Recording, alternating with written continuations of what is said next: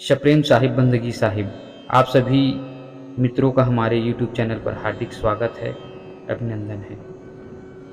दोस्तों, आज की यह वीडियो कबीर पंथ के अद्भुत रहस्य की 10वीं भाग का है। आज की इस 10वीं भाग की वीडियो में हम सुनेंगे कबीर पंथ के वंश गुरु की महिमा। कबीर पंथ के वंश गुरुओं की क्या क्या महिमा है, आज की इस वीडियो में हम जानेंगे और सुनेंगे।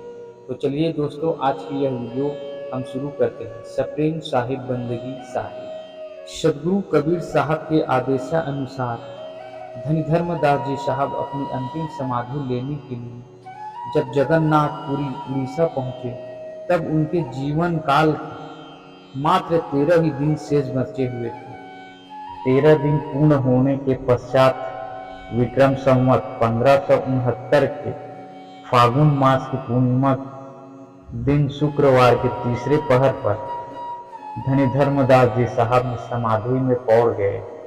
विक्रम संवत 1570 चैत पूर्णिमा को बांधवगढ़ में सदगुरु कबीर साहब ने चौका के मध्य चूड़ामणि नाम साहब को गुरुवाई गद्दी सौंप दिया। पंथ का भार सौंपते हुए सदगुरु कबीर साहब ने बोला कि तुमसे 42 वंश की उत्पत्ति होंगे, जो संसार के सभी जीवों का कल्याण करेंगे।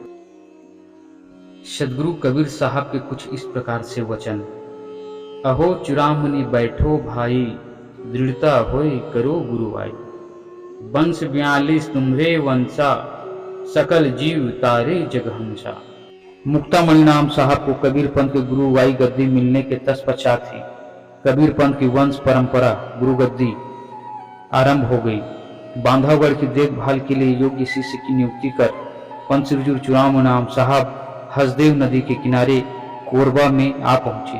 कोरबा के एक तुमर वंशी राजा चूड़ामणि नाम साहब के वाणी वचनों से प्रभावित होकर पंथ श्री चूड़ामणि नाम साहब के शिष्य हो गए। कोरबा में रहकर चूड़ामणि नाम साहब सत्संग भजन कबीर पंथ का प्रचार एवं प्रसार करने लगे। कुछ दिन रहने के बाद वहां से चूड़ामणि नाम साहब कुधुरमाल आ गए और कुधुरमाल में ही रहकर चूड़ामणि नाम साहब कबीर पंथ का प्रचार एवं प्रसार करने लगे और अंततः चूड़ामणि नाम साहब कुधुरमाल में ही रहकर कबीर पंथ का लगातार प्रचार एवं प्रसार करते रहे। चूड़ामणि नाम साहब ने 60 वर्षों तक कबीर पंथ की गुरुवाई गद्दी का कार्यभार संभाले रखा तथा विक्रम संवत 1630 में सुदर्शन नाम साहब को गुरुवाई गद्दी सौंपकर स्वयं पान पनवाना लेकर सत्यलोक के लिए गमन कर गए। सुदर्शन नाम साहब को कबीर पंथ के गुरुवाई गद्दी विक्रम संवत 1630 में मिली।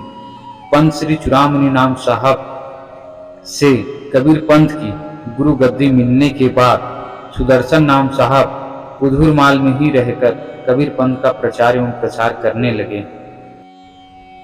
सुदर्शन नाम साहब कुछ वर्षों तक कुधुरमाल में रहने के पश्चात इस परंपरागत गुरु गद्दी को रतनपुर में ले आए तथा कुधुरमाल में एक योग्य पुजारी को नियुक्त कर कुधुरमाल के देखरेख के लिए पुजारी नियुक्त कर दिया गया।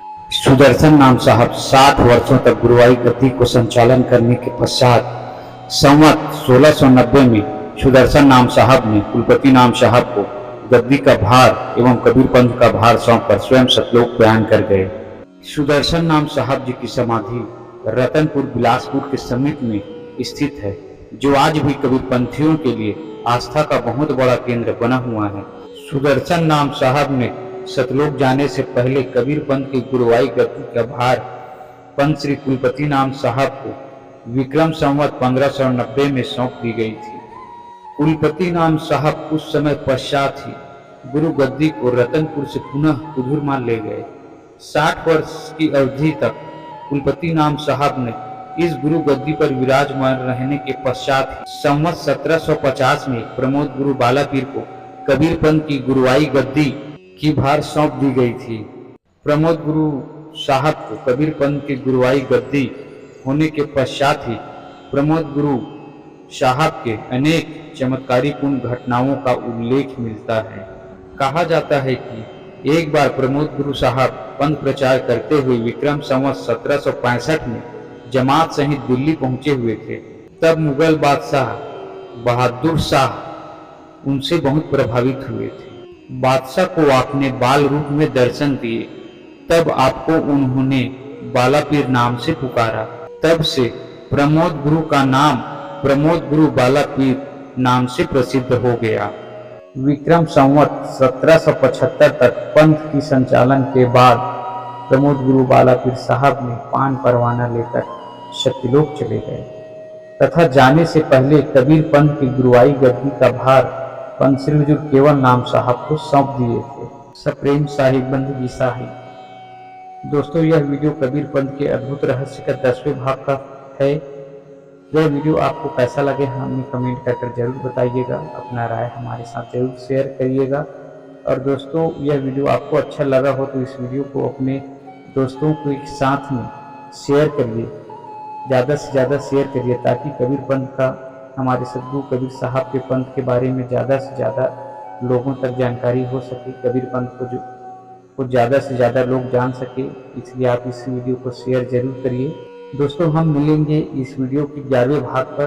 तो आज की वीडियो बस यहीं तक है। अगले वीडियो में हम जानेंगे कि पंत श्री हुजूर केवल नाम साहब किस प्रकार से कबीर पंथ का संचालन किया, हमारे कबीर पंथ को और सद्गुरु कबीर साहब के वाणी वचनों का किस प्रकार से प्रचार एवं प्रसार किया, इस विषय पर होगा। तो दोस्तों, मिलते हैं हम इस वीडियो के 11वीं भाग पर। तो हमारे साहिब बंदगी साहिब।